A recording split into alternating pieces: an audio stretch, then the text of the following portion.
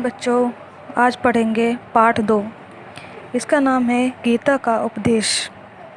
उपदेश मतलब अच्छी बातें बताना। आपको पता ही होगा गीता का उपदेश किसने दिया था। जी हाँ, भगवान श्री कृष्ण जी ने। भाव संदेश, इसका अर्थ है मन में उत्पन्न होने वाले विचार के बारे में बताना। आइए अब शुरू करते हैं। महाभारत का युद्ध तय हो चुका था। तय मतलब निश्चित हो चुका था।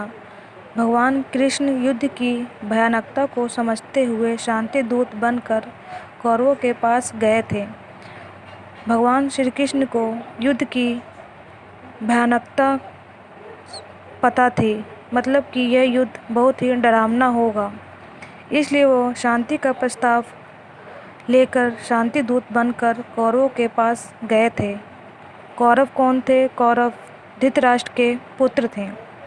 उन्होंने दुर्योधन से युधिष्ठिर के लिए आधा राज्य या फिर 5 गांव देने के लिए कहा। दुर्योधन कौन थे? दुर्योधन गदा युद्ध में पारंगत थे और श्री कृष्ण के बड़े भाई बलराम के शिष्य थे। दुर्योधन ने कर्ण को अपना मित्र बनाकर उसे अंग देश का राजा नियुक्त कर दिया था। दुर्योधन की पत्नी का नाम भानुमति और पुत्र का नाम लक्ष्मण था।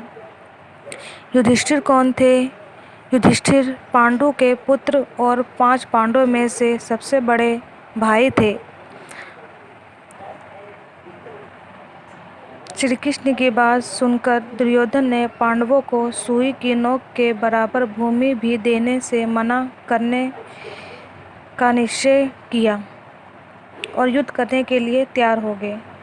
इसका अर्थ है दुर्योधन की बात सुनकर पांडवों ने एक तिनके की भी भूमि देने से मना कर दिया और युद्ध करने के लिए तैयार हो गए।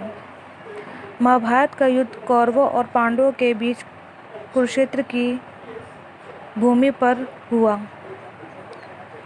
युधिष्ठिर और दुर्योधन की सेनाएं कुरुक्षेत्र के मैदान में आ डटी। युधिष्ठिर की सेना और दुर्योधन की सेना कुरुक्षेत्र की धरती पर आ खड़ी हुई। अपने विपक्ष मतलब विरोध में पितामह भीष्म और आचार्य द्रोण आदि स्वजनों का अर्थ है निकट संबंधी को देखकर अर्जुन ने गांडीव रख दिया। गांडीव का अर्थ है अर्जुन को अग्नि द्वारा दिया गया धनुष रख दिया तथा भगवान श्री कृष्ण से कहा, मैं युद्ध नहीं करूँगा। श्री कृष्ण ने कहा, हे अर्जुन, विषम परिस्थितियों में कठिन हालत में कायरता को प्राप्त करना श्रेष्ठ मनुष्य के आचरण के विपरीत है। आचरण मतलब व्यवहार, विपरीत मतलब उल्टा है। न तो यह स्वर्ग की प्राप्ति का साधन है और न ही मोक्ष का। अर्जुन, बड़े ही शोक की बात है। शोक मतलब दुख की बात है कि हम लोग बड़ा भारी पाप करने का निश्चय कर बैठे हैं। उनको बहुत ही दुख हो रहा था कि हम अपने सगे संबंधियों के साथ युद्ध करने जा रहे हैं तथा राज्य और सुख के लोभ से अपने स्वजनों का नाश करने को तैयार हैं। इसका अर्थ है राज्य और सुख के लालच में अपने सगे संबंधियों का नाश करने के लिए तैयार हो गए हैं।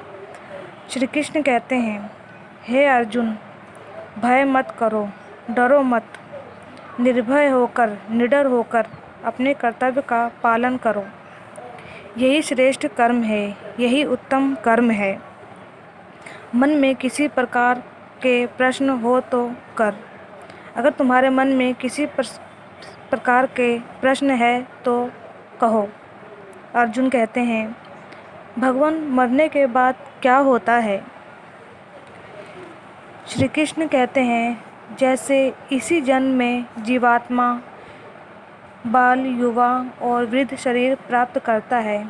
इसका अर्थ है कि जो हमारा शरीर है इस जन्म में बाल मतलब बालकपन, युवा मतलब जवानी और वृद्ध मतलब बुढ़ापा शरीर प्राप्त करता है। वैसे ही जीवात्मा मरने के बाद नया शरीर प्राप्त करता है। इसके बाद जैसे कि जो शरीर है हमारा मर जाता है तो आत्मा निकलकर नया शरीर धारण करता है। इसलिए वीर पुरुष को मृत्यु से घबराना नहीं चाहिए। इसलिए बहादुर मनुष्य को मृत्यु से घबराना नहीं चाहिए। जय हिंद।